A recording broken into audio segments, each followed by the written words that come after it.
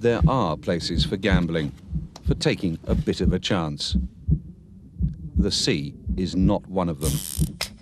Break the rules here, ignore them, get careless, forget them or think they no longer apply to you, and the results could be devastating.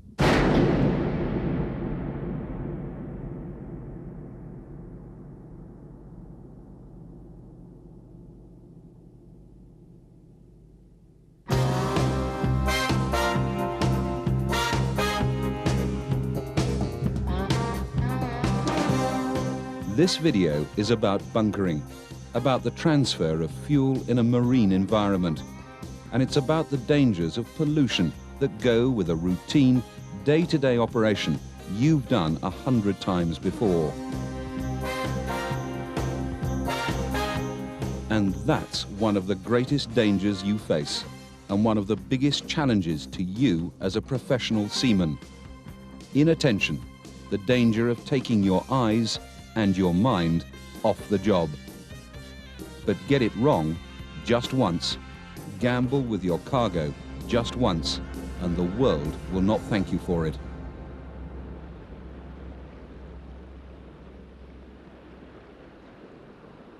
One analysis of all marine insurance pollution claims showed that 37% were caused by bunker spills. Those spills resulted in claims worth tens of millions of dollars. If you're dealing with oil, then you might as well be dealing with dynamite. We have a nomination for you, 450 metric tons fuel oil, 180 centi stoke. So please let me know when you are ready to receive this quantity. And in this situation, we're showing a bunker ship dealing with a tanker. The same principles, however, the same risks, apply to ships of all kinds and whatever size. Once bunkering operations are underway, you're faced with two particular potential hazards: spillage, which means pollution, and fire. Tell the crew to be fore and aft standby for the lines of Falley. Both can be reduced by safe working practices that start before the transfer of fuel oil begins. Perhaps the hardest rule of all, you've guessed it, smoking. Smoking should now be prohibited, and the radar is switched off. All doors and hatches opening topside are closed. This crew don't believe in taking chances. By playing safe, by following local port bunkering regulations, they help reduce risk to a minimum. Hey, Chief, hello. Hello, Captain. How are you?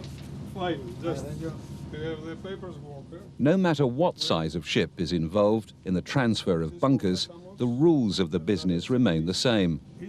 With formalities concluded, it's the chief engineer of the customer vessel who now assumes formal responsibility for the transfer operation of fuel aboard his ship. By studying the bunkering checklist, he can ensure nothing is forgotten or overlooked.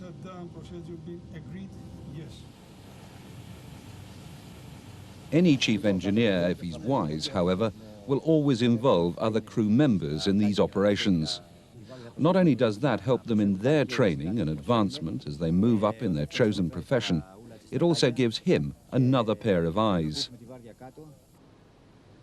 One of the most frequent causes of spillage and accidental discharge on ships of all kinds has its origins in the transfer of fuel to the onboard storage tanks.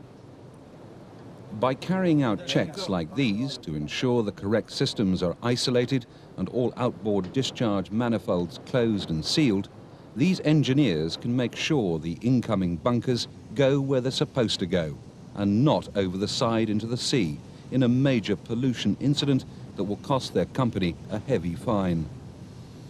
Although it is the master who carries the ultimate responsibility for everything that goes on aboard his ship and risks heavy fines if bunkering operations go wrong, everyone suffers after a pollution incident. An accident now, a moment's carelessness, and this engineer will find he's done his own career prospects no good at all. Throughout bunkering operations, On ships, large and small, on tankers, gas carriers, container vessels, or general cargo ships, whenever bunkering takes place, the responsible officers of both ships take fuel samples aboard the bunker ship. These samples will be taken, sealed, and then signed for. Later, they can be analysed to ensure the customer got what he paid for. Meanwhile, aboard the customer ship, and before the start of fuel transfer operations, anti-pollution precautions continue.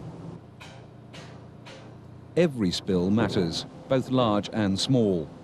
This ship has a routine of preparing for even the smallest, and for making sure that the things they might need are ready and instantly to hand, before the hoses are even connected. If there is a spill, then seconds will count. Time really is money. Time is money on smaller ships too, on general cargo carriers as well as oil tankers. Every ship, both large and small, must take anti-pollution and fire precautions seriously. So, position fire extinguishers nearby. Locate sawdust bag. Position adequate drip trays. Mops, squeegees and broom to hand. Flake out hoses. Now the customer checks volume and tonnage on board the bunker ship before delivery starts. They'll do so again when delivery is over to verify the quantity transferred. While the deckhand sets up the safety precautions they hope will never be needed, others check that the scupper plugs are in place.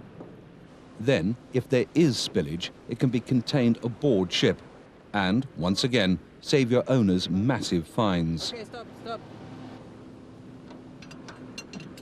It's the point of transfer that offers most risk of spillage. All the nuts must be inserted and tightened, first by hand, then by wrench. All other manifold valves must be checked before transfer of bunkers can start. Are they all closed, blank flanged and oil tight? Because if they're not, check.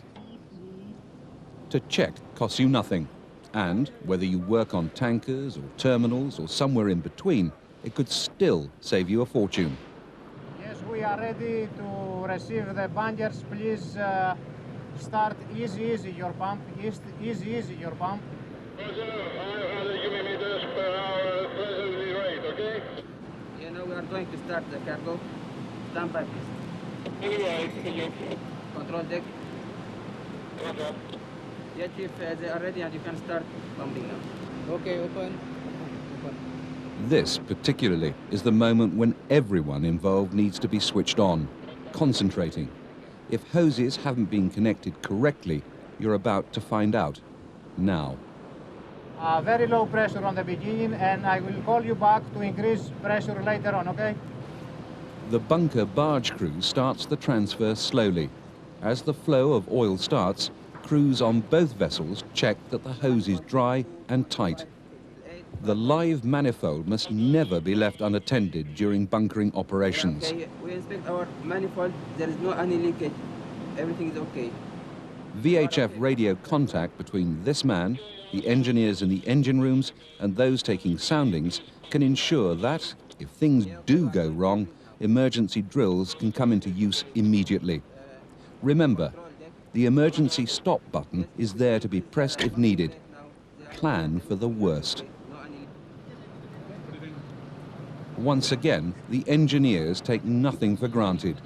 Another check is made now to ensure bunkers are entering the right tanks. At this stage too, ullage levels are all important. No tank should ever exceed 98% capacity to permit expansion of the bunkers to avoid overflow.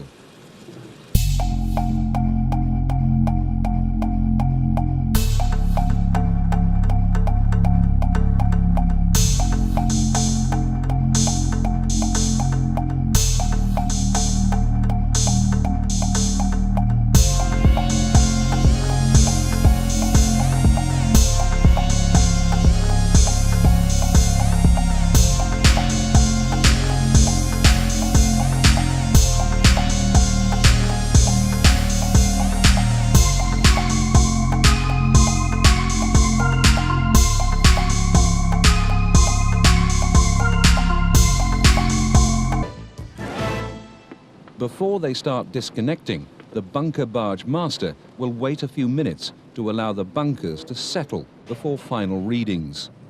Once these are done, the chief engineer takes a final measure of level and the temperature of the fuel oil is checked. Once both parties are happy that the fuel oil to be paid for has actually been delivered, both ships can prepare to separate. Okay, please order your crew to be ready to disconnect the hose. The act of disconnection, however, is also a time when the danger of an accident, of pollution, dramatically increases. With delivery completed without incident or leak from the hose, all that is left now is the point of connection itself as a potential source of spillage and of pollution.